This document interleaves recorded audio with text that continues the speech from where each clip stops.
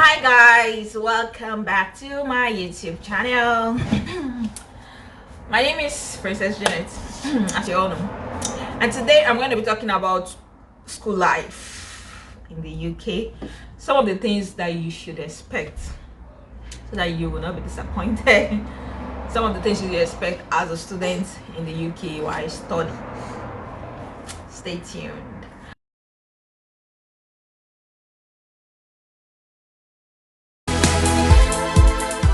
If you're coming to UK as a student, some of the things that you should prepare for. One, as a student, you should familiarize yourself with your modules, the number of modules you are going to be offering. So you should check that out. It's always on the school website. For your department, you should check how many modules are you expected to take for the 1 year, and if it's 2 years, as the case may be. So check the number of modules you're supposed to take. So most times the timetable is always like twice a week or 3 times a week, so that you can have some time for yourself to, as a postgraduate student. That's if you're going for a master's. So number one that you should know is that attendance is compulsory, especially for international students. For home students, they can afford to miss classes. There's no repercussion for that. But for an international student, there's a number of classes that you will miss that they will report you to the home office, that is the UKVI. So you should make sure you do not miss classes. For my school example, once you come in, there is a device, a small device like this, that Jasmine, you're disturbing me.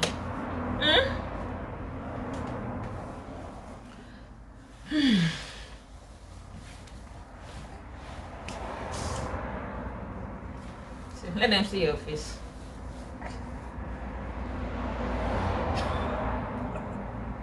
Is that not what you want them to see your face? So for my school, for example, there's a small device that once you come into the class, you put your school ID on it. You just put it on it. It's like a contactless device, and that's what marks your attendance. And if sometimes the device doesn't work, you just tell the lecturer will manually mark your attendance on the system. So every 2 weeks, they always send an email to me that my attendance is 100% or my attendance is 70% if I miss any class. And if you have any genuine reason why you're going to be missing a class, probably you're not feeling fine, you will just have to get a sick letter from your GP and send it to the school, so that you can know, okay, you have a justifiable reason why you were absent for this class. But if you don't have any justifiable reason for missing a class, the best thing is for you to go to that class. That is why you're in the UK. Go to class. So that is it. Number one, attendance is compulsory. Number two, most times some of the courses you will have to do, you will do some written exam. You can do some written exam, and most times it's always an open book. That is, you can check Google, check the internet, you can bring your notebook, you can bring anything. You cannot just talk to your colleagues, but you are free to check any material or resources. Don't be deceived with this open book. Most times, if you are not prepared, if you like check Google and everything, there are some courses that the questions are technical. It's not just something you can just type on Google. Like, for example, it's not something that they will like, what is atom? Like, you can just see on Google and put. They're always technical questions. So even though you have Google, you have the book, if you don't have the knowledge, you will still not be able to answer that question. And if at all you're able to figure it out, it will take a longer time. So you have 90 minutes, for example, and you're already spending 20 minutes trying to figure out one question because you do not have the knowledge of it, because you did not read the book before, because you thought, okay, since the test is an open test, so why do you need to read? You still need to read, even though it is an open book. you need to still read and be prepared for that exam. The open book is it should just be an advantage for you when you forgot something, or you probably don't know it. Yeah, you may not know everything, so you can check that one out online and figure it out. So apart from that, you will have how will I call it? In my school they call it assessment, which you will have to do practically. So here it's not like what we are used to in Nigeria, where you just cram. The teacher will dictate notes for you, you jot, you write everything, then you cram everything, and then in the exam they will just say write extensively, and you start pouring everything you cram. No, here it's more of practical. So some courses will be basically practical. That is, they will give you something, a problem to solve. Yeah, for example, I'm doing data science, so one of our courses they gave us cryptocurrency price prediction. You have to create a software that will predict cryptocurrency price. So is that you know it or you don't know it. And one thing about this assessment is that they always have a deadline. That is one thing you should know. And once it has a deadline, if you miss that deadline by 1 second, for example, the deadline is, for example, today by 4 p.m. and then you submitted it by 4:01 or 4.00.01 second, your score, even if you get 100% in what you did, your score will be reduced to 40% in my school, which I think is also applicable to some other schools in UK. So do not joke with your deadline. And most times your assessment will have been given to you from the second week of the semester. That's when the assessment will have been, put online for you to see. So don't think, oh, I still have 12 weeks to submission. Before you know it, the 12 weeks, you don't reach. Before you know it, it's already 2 days to submission. You now start running helter skelter. You're running kitty up and down. Don't let that happen to you. That happened to me before, so I'm telling you now, if you're a student coming, take those deadlines, take those time, use those time to do the assignment, so that you will not have to be rushing. And do not miss your deadline.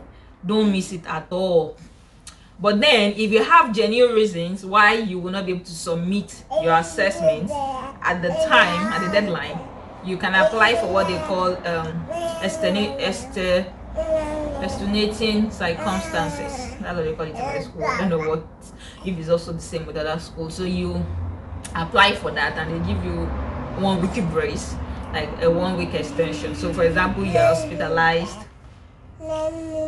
you're in the hospital, or you have a mental breakdown, any genuine reason, you will apply, they will approve it, and then you have a week extension for you. Apart from that, if you miss your deadline without applying for that extension, what am I even saying? I don't know how to pronounce it. Extenuating circumstances. Guys, pardon me. If you don't apply for it, if you miss your deadline, in short, whatever you score, if you get 100%, it should be reduced to 40%. So that's another thing you need to take note. Then number 3, you are going to write, like for every assessment that I just talked about, you do practical stuff. For example, data science that I talk about, developing a software that will predict cryptocurrency price. You will have to write a report for what you did. So if you are not used to writing, you will write tire. And writing here is not just you going to Google and copying and pasting. If you do that, you will fail. In fact, not just fail, you can face disciplinary committee. Why? Because there is what we call plagiarism. You must not plagiarize someone else's work without referencing them. And even though you reference them, you must not just put them word for word. You have to put them in your own word. So most times when you submit, I know for my school and from some other school in UK, your submission for your assessment is always through Turn It In. It's like an application or a software or a app, whatever, that it gives you the percentage of similarity, the plagiarism percentage of your work. So even before you submit finally, you can drop a draft of your report in that Turn It In, and it will give you a report of the similarity index of your work. That is, it will highlight places where you just copied word for word. You said, you will not say this place I copied word for word. So you have to be able to rewrite those things. For most schools, the maximum percentage of similarity is like 20%. And then even though your work may be less than 20%, there must not be any paragraph in that report where everything is still lifted and verbatim from someone else's work. So you need to be careful. If you are caught to plagiarize, if you plagiarize any of your report and you're caught, which you will be caught, you're going to face the panel. So take note. Do not face the panel at all. And then if you fail a course, doesn't mean automatically you will go back home or that you will spend extra year. They always organize a receipt. You will receipt the exam that you failed. But if you now fail the second time, I'm not really sure what will happen to you. So it's best not to even fail at all. Don't fail at all. It's better you just pass your assessment, your test from the first one that you did, because there's a lot of stress trying to write another one or receipt for another one. So these 3 points are very, very important. Okay, apart from that, there are always support. The school always provides support for you. It's also good for you to make use of it. So they provide support. They pay these people to support you. They might be students also like you, but probably PhD students or also master students like you, probably that are a semester ahead of you, that knows better than you, that can help you, if you have any problems. And the lecturers are also very approachable. You can approach any one of them and ask questions and say you're not clear about this, you are not clear about that. They are always ready to help and be there for you. It's not like Nigeria where some lecturers are not approachable. Most lecturers here, not all, at least most to a large extent, are very approachable, and then they will listen to you. Yeah, so that is it. That is it from Princess Janet and what's her name? Princess Jasmine. Today on Tips for Students. If you enjoy her video and you do not mind all our talking and our disturbance, kindly subscribe to our channel and like the video and drop a comment and share. So thank you for watching. See you next time. Bye bye.